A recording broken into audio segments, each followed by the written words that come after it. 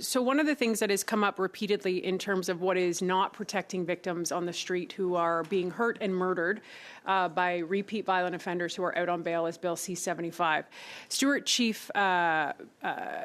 Police Chief Stuart Betts testified in Status of Whitman that said, "We know that the release from custody is a ladder principle and that the least onerous form of custody is to hold that person accountable for their behavior while they're awaiting a trial, and that is what we are letting people out on. Often, that is perhaps underserving victims in our community because the least onerous, depending on the nature of that offence, is insufficient to protect our community once they've been released." A Liberal member then tried to question him and saying, "It's the application of the law, not the law itself, correct?" And Chief Stuart Betts said, "I'm sorry, it is the law itself as well as how it's currently being applied, but it is also the law." So my question to the officials is, what are you doing to change and implement Bill C-75 so that violent repeat offenders are not getting out on bail?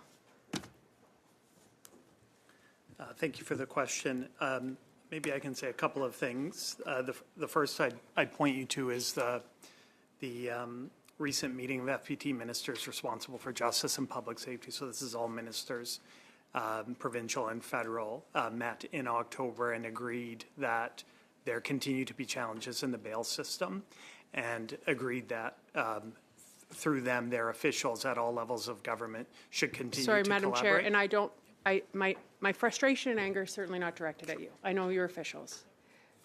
But the Minister of Justice is the minister responsible for justice in the country, correct?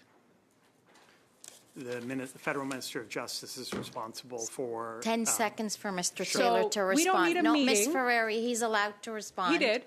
No, we don't need a meeting. Yes, he did. He just responded. We don't need a meeting about what's not working. I'm sorry, we time's need up. action from the Justice Minister. Thank you. Time's up.